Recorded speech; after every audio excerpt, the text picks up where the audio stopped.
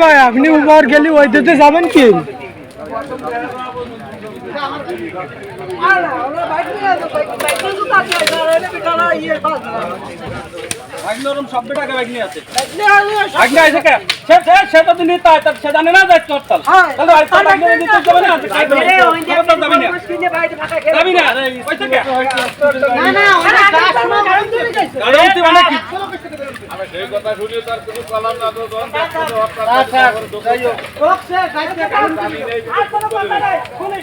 সবার জন্য আজকে একটু স্যাক্রিফাইস করতে হবে আপনার জন্য, যাতে বাগেরহাটের 4টি আসন ঠিক থাকে, এটা সবার জন্য।